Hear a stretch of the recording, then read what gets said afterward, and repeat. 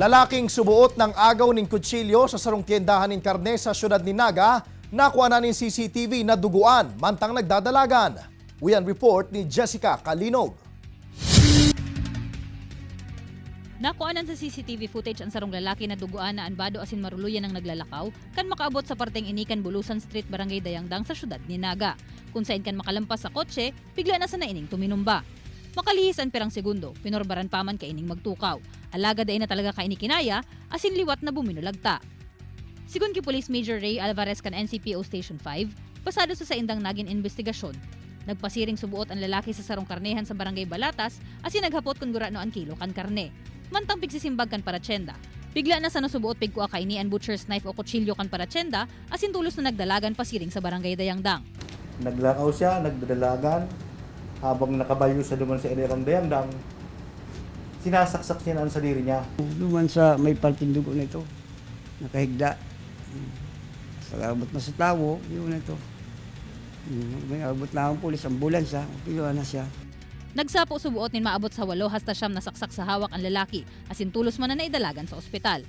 Alagad pigdeklarar ng dead on arrival, huli sa dakol na dugo na nawara sa iya. Itong tao na to is may depression siya sa iyang pagkatao. And dapat po tuta na may nagubantay sa iya na relatives pa lang Linda. And ang unfortunately is nakaluwas siya. May under treatment sa Saga, may burulungan naman na mangyari. Na naka-schedule po nga ni Saga.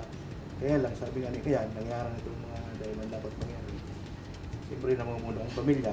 Mientras tanto, sigun sa clinical psychologist na si Dr. John Carandang, sarong mood disorder subuot ang depression kung sain sa laog kan duwang semana, day nawawara ang pagmati nin matinding pagkamundo.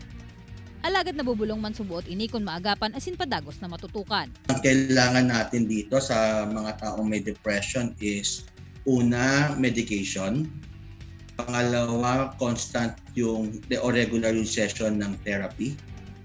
At higit sa lahat, hindi dapat talaga iwanan yung individual na nakakaranas ng ganito sapagkat sa kanyang pag-iisa doon lalo nakakaramdam ng pangulila sa sarili, doon nakakaramdam ng pagbaba ng pagtingin sa sarili, at doon nakakaramdam din ng kalungkutan, na matinding kalungkutan sa sarili.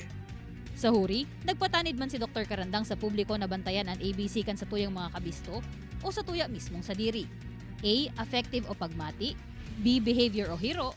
Asin C. Cognition o pag-iisip. Dalan nganing mas mapangatamanan nin marhay ang sa tuyang mental health. Kaibanan si Gerald Gandia, Jessica Kalinog, Balitang Bicolandia.